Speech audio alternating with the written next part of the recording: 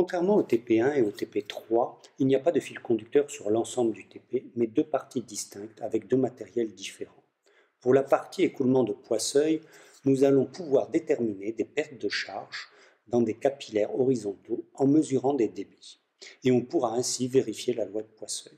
On pourra aussi vérifier l'analogie entre électricité, vue dans le module FIS1A, et les notions de mécanique des fluides, comme vu dans le fascicule ou le cours. Pour la deuxième partie, on mesurera des forces dues à la tension superficielle. On pourra ainsi en déterminer le coefficient de tension superficielle et on étudiera son évolution en fonction de la concentration en éthanol.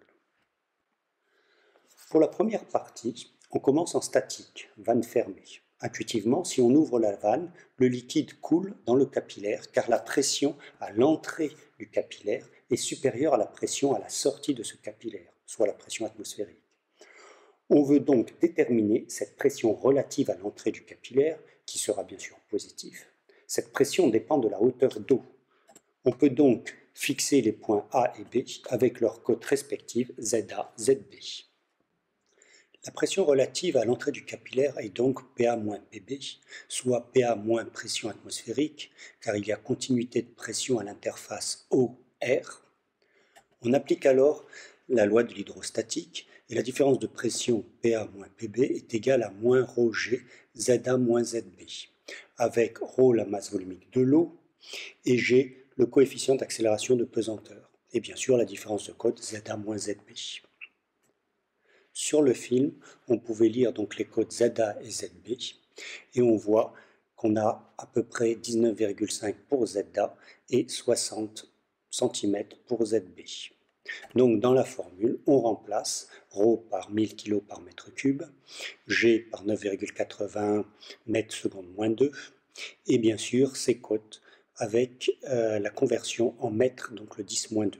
On trouve un résultat d'à peu près 4000 pascal. D'après la pression relative, on peut déterminer la pression absolue à l'entrée des capillaires. Pour cela, on prend la formule précédente et on tire PA. Et on trouve que PA est égal à la pression relative plus la pression atmosphérique. Il faut donc déterminer la pression atmosphérique le jour de l'expérience. Pour cela, il y avait un baromètre sur le film et on peut lire sur ce baromètre le fluide qui remonte vers la graduation 1018. Et donc c'est bien des hectopascales, donc c'est 1018 hectopascales. Si on convertit en pascal, il faut multiplier par 100. Et ainsi on peut déterminer la pression atmosphérique en pascal. Pour déterminer la pression absolue, il suffit d'ajouter à cette pression atmosphérique la pression relative, et donc on obtient ainsi la valeur en pascal de la pression absolue à l'entrée du capillaire. Maintenant nous allons étudier l'écoulement dans les capillaires. Et on va commencer par déterminer le débit. Donc pour cela, on va ouvrir la vanne et dès que le liquide commence à couler, on va chronométrer le temps qu'il faut pour remplir un certain volume. Et donc on peut déduire le débit, puisque le débit, par définition dans le cours, c'est tout simplement ce volume divisé par le temps qu'il faut pour obtenir, avec l'écoulement, ce volume. Donc on fait cela pour les différents capillaires, pour le capillaire 10, pour le capillaire 11 et pour le capillaire 12. Comme le capillaire 10 coule plus vite, on peut faire un volume de 200 ml. Et pour ça, on obtient 52 secondes à peu près. Pour les autres capillaires, on ne prend qu'un volume de 100 ml, c'était sur les films, et on obtient les temps correspondants. Pour pouvoir calculer toutes les grandeurs qui dépendent des valeurs mesurées, il faut que les valeurs soient en unité internationale. Donc on a remis ici les volumes en mètres cubes, on a multiplié par 10-6. On retrouve aussi les temps en secondes, pas de changement. Et avec la formule précédente, on peut calculer les débits. On voit que pour les capillaires 10, le débit est le plus élevé, ce qui était assez intuitif en regardant le film. Et que par contre, le capillaire 11 est le débit le plus faible. Là aussi, sur le film, ça a été la mesure la plus longue. On nous demande ensuite de calculer la vitesse moyenne d'écoulement. Alors pour ce faire, on va utiliser une formule qui a été démontrée dans le cours, qui dit que le débit volumique est égal à la vitesse moyenne fois la section. Et donc on peut tirer la vitesse moyenne, c'est tout simplement le débit sur la section. Donc ici, comme c'est un cylindre, donc la section d'un cylindre, on va retrouver que pour cette section, on a bien pi r carré. Donc bien sûr, avec les caractéristiques des capillaires qui sont données dans le fascicule. Et on obtient les valeurs suivantes. Donc bien sûr, ici la vitesse moyenne sera utilisée par la suite pour déterminer les caractéristiques de l'écoulement. Pour revenir à ce R carré, eh bien, on a pris, comme on a dit, les caractéristiques qu'il y avait dans le fascicule. Dans le fascicule, on nous donnait bien les diamètres et non les rayons, et en millimètres. Alors bien sûr, il fallait transformer les diamètres en rayons, divisé par 2, et transformer ça en mètres, donc en multipliant par 10-3. Donc on obtenait ces valeurs-là. Puis on calcule l'énergie volumique cinétique, dont la formule est toujours dans le cours, 1/2 de ρ v carré.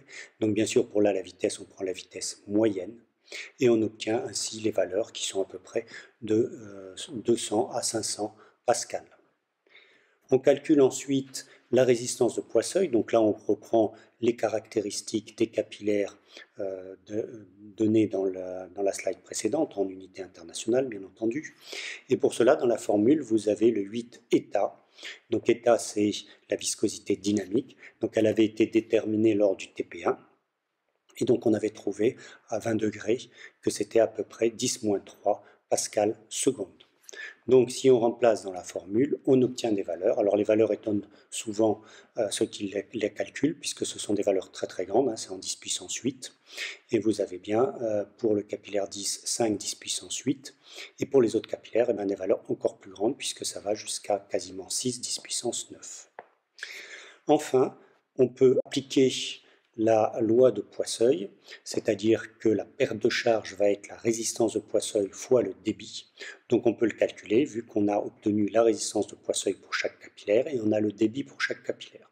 Et donc on obtient bien à peu près 2000 pour le capillaire 10 et ça monte jusqu'à environ 4000 pour le capillaire 11. Donc bien entendu, il y a des erreurs sur ces valeurs-là, dues à la précision des mesures, donc des incertitudes de mesure sur le volume, sur les temps, donc sur le débit, mais aussi sur la résistance de Poisseuil, puisque la résistance de Poisseuil est calculée certes en fonction de la longueur, ça la mesure est assez précise, la viscosité dynamique, ça aussi c'est relativement précis, mais c'est surtout au niveau du rayon. Vous voyez que le rayon est à une puissance 4, donc un peu de dépôt de saleté dans le capillaire. Son rayon est un peu modifié et ça joue énormément puisque c'est à une puissance 4 sur l'incertitude.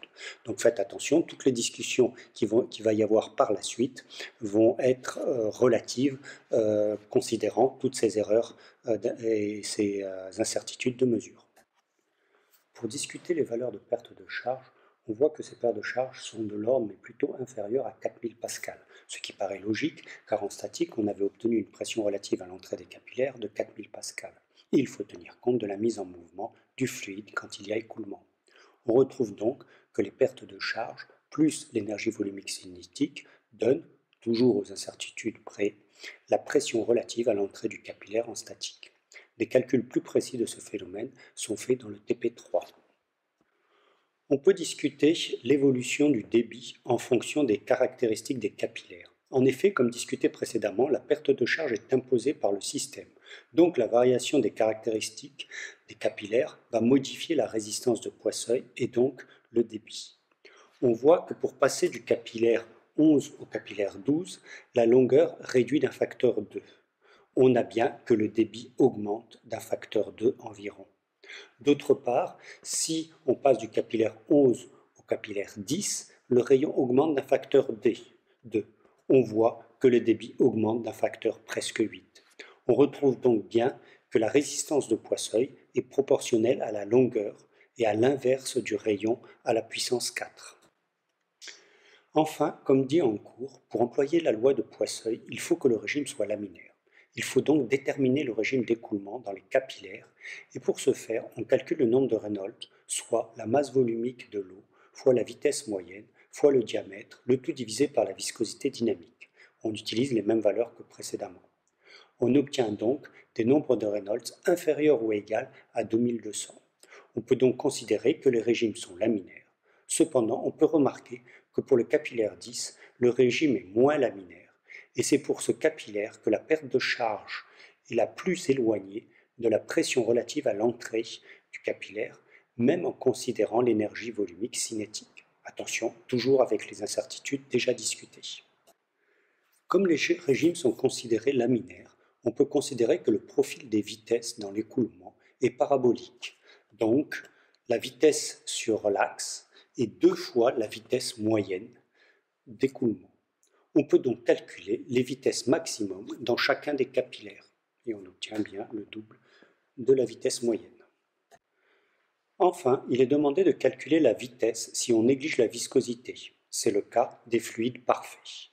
On voit dans la formule de la résistance de Poisseuil que si état est nul, la résistance est nulle. Donc il n'y a pas de perte de charge au niveau des capillaires. L'eau s'écoule à la sortie, comme à la sortie d'un réservoir, avec une hauteur d'eau grand H. En cours, en appliquant la loi de Bernoulli, il est trouvé que la vitesse est alors racine carrée de 2GH.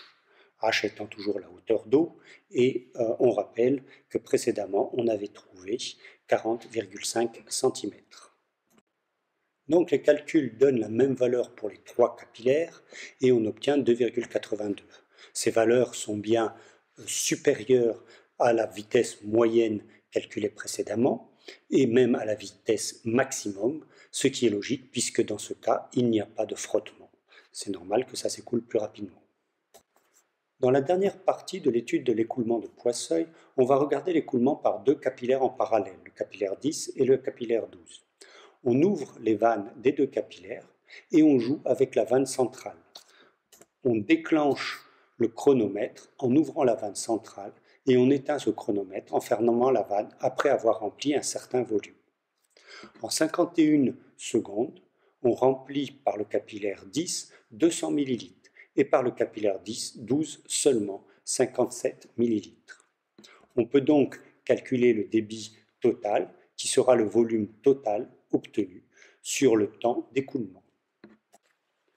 Comme discuté précédemment, la perte de charge est imposée et devrait être la même aux énergies volumiques cinétiques près.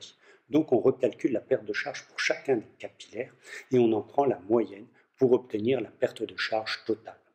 On peut donc alors déterminer la résistance de Poisseuil totale qui, d'après la loi de Poisseuil, est la perte de charge totale sur le débit total. Pour retrouver cette résistance totale en partant des résistances de chacun des capillaires, on aurait pu faire la somme des résistances de Poisseuil de chacun des capillaires. Et on obtient une valeur qui est très différente de la valeur expérimentale obtenue précédemment.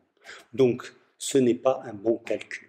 En effet, si on prend que l'inverse de la résistance de Poisseuil totale est égal à la somme des inverses des résistances de Poisseuil de chacun des capillaires, dans ce cas, en faisant le calcul, on obtient un résultat qui est beaucoup plus proche du résultat précédent, c'est-à-dire le résultat expérimental.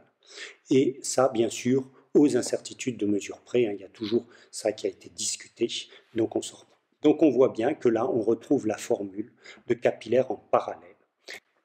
Et donc on peut conclure sur l'analogie entre l'hydraulique et l'électricité, avec les pertes de charge qui correspondent à la tension électrique, le débit hydraulique qui correspond à l'intensité électrique et la résistance de Poisseuil qui correspond à la résistance électrique, la loi de Poisseuil à la loi d'Ohm, et ainsi de suite. Donc je vous laisse reprendre votre cours qui est très bien fait et entre autres voir l'association en série et en parallèle. Pour la deuxième partie de ce TP, on mesure la force de tension superficielle avec la méthode d'arrachement. Une fois que l'anneau est en contact avec le liquide à étudier, des solutions d'eau éthanol, on mesure la force qu'il faut pour retirer cet anneau de la solution considérée. Avec le rappel de cours, on voit que la force de tension superficielle est reliée à la longueur de contact, interface liquide-air solide, par le coefficient de tension superficielle. Donc, pour déterminer le coefficient, il faut diviser la force mesurée par la longueur d'interaction. Dans notre cas, nous avons un anneau de périmètre πd, avec d est égal à 6 cm, à bien sûr convertir en mètres. Mais dans la formule, au dénominateur, vous avez bien 2πd, car vous avez bien le périmètre intérieur et le périmètre extérieur de l'anneau, qu'on considère sensiblement égal. Donc c'est pour ça qu'on a bien 2πd. Pour la partie expérimentale, la mesure est délicate et dépend du réglage du zéro du dynanomètre, l'appareil qui mesure la force.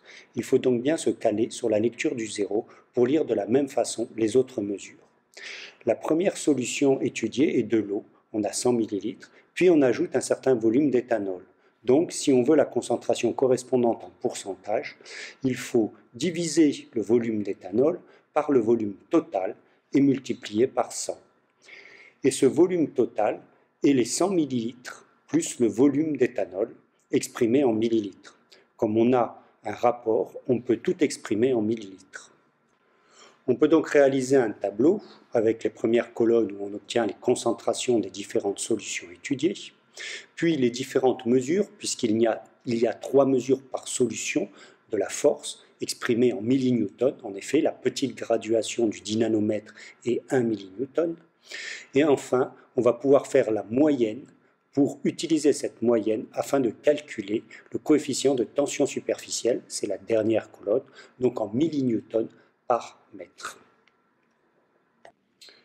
On peut ainsi représenter l'évolution du coefficient de tension superficielle en fonction de la concentration en éthanol et faire 2 remarques principales. Première, on retrouve aux incertitudes de mesure près les valeurs de la littérature, c'est-à-dire les valeurs données dans le dernier tableau de votre fascicule TP2 pour l'eau à 20 degrés Celsius et pour une concentration de 11% d'éthanol à 25 degrés Celsius.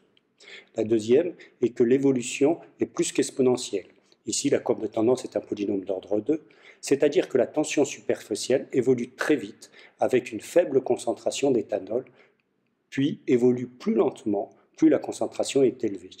On peut retrouver ce comportement avec le produit vaisselle. Un peu de produit, ça lave bien. Avec plus de produit, ça marche pas mieux. C'est juste plus long à rincer. Ce qui termine les points importants de la correction du TP2. Comme ce n'est pas une rédaction, je vous laisse conclure.